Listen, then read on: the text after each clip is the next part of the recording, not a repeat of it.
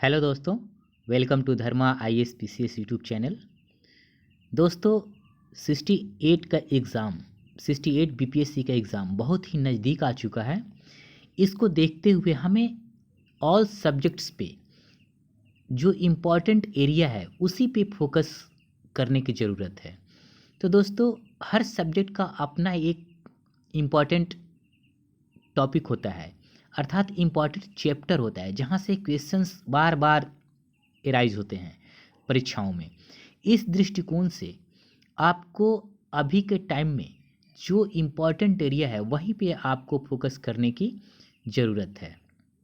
तो दोस्तों, मैं आपको बताऊंगा कि BPSC में जो इकोनॉमिक्स का जो इम्पॉर्टेंट एरिया है कौन कौन सा है। वैसे इकोनॉमिक्स एक बहुत ही कठिन सब्जेक्ट माना जाता है, बट इकोनॉमिक्स को यदि आपने कॉन्सेप्ट के साथ पढ़ा तो इकोनॉमिक्स एक बहुत ही सरल टॉपिक है।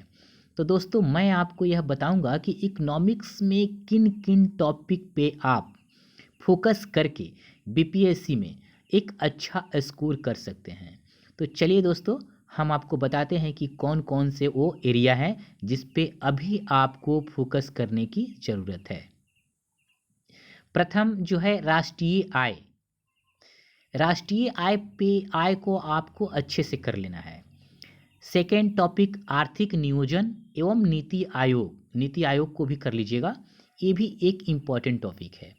तीसरे नंबर पे है कृषि क्षेत्र, उद्योग क्षेत्र, सेवा क्षेत्र, इनको भी अच्छे से कीजिए। चौथे नंबर पे है मुद्रा एवं बैंकिंग, बहुत ही इम्पॉर्टेंट है BPSC के एग्ज़ाम के दृष्टिकोण से, इसको तो काफ़ी अच्छे से आप कीजिएगा। उसके बाद बेरोजगारी, बेरोजगारी को भी आप अच्छे से कीजिएगा। और उसके बाद आती है निर्धनता। निर्धनता का चैप्टर भी आप अच्छे से कर लीजिएगा। निर्धनता और बेरोजगारी पर कुछ रिपोर्ट्स भी होंगे नीति आयोग का या कुछ वैश्विक रिपोर्ट, उसको आप अच्छे से कर लीजिएगा। यहाँ से क्वेश्चंस जरूर आएंगे आपको। उसके बाद जनसंख्या। जनसंख्या तो हमेशा से सदाबहार टॉपिक है, इससे हमेशा प्रश्न आते हैं और इसको काफ़ी अच्छे से करना है। इंडिया एंड बिहार के इंडिया और बिहार दोनों को काफ़ी अच्छे से कर लेना है। उसके बाद जो इम्पोर्टेंट टॉपिक है वह है बजट। बजट आप भारत का भी और बिहार का भी, मतलब देश का भी और अपने राज्य का भी, दोनों को काफ़ी अच्छे से करना है।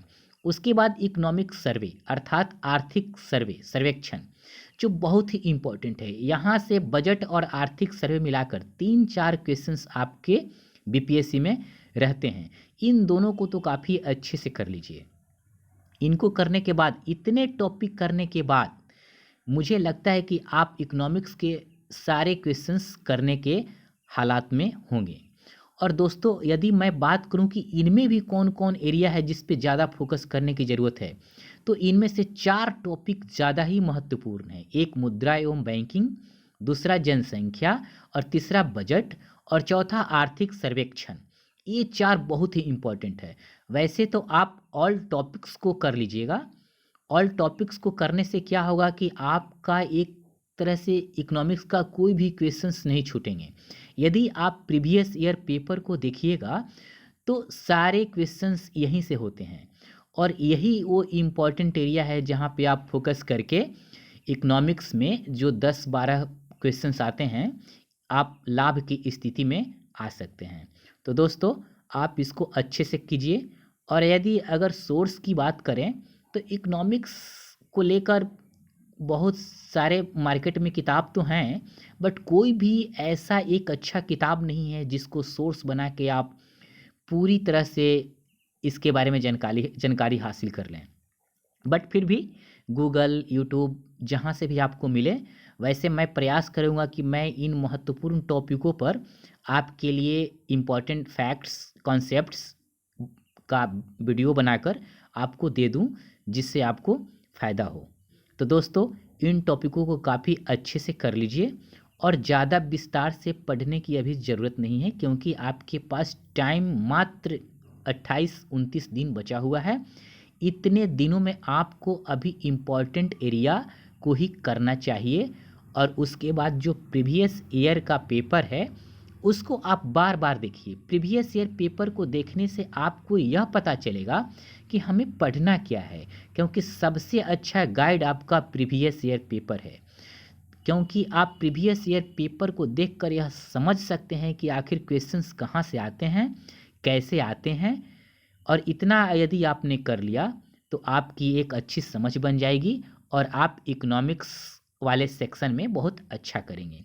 तो ठीक है दोस्तों, मैं अन्य सब्जेक्ट्स का भी कोर एरिया का वीडियो बनाकर आपको बता दूंगा कि किन किन एरिया पे आपको फोकस करना है। वैसे मैंने हिस्ट्री का बता दिया है पिछले वीडियो में, यदि आपने उसको नहीं देखा है तो आप उसको जाकर देख लेंगे। दोस्तों, मेरे चैनल को भी आप सब्सक्राइब कर लीजिएगा, जिससे आपको नोटिफिकेशन जल्द से जल्द मिल सके। तो ठीक है दोस्तों, वीडियो देखने के लिए थैंक यू।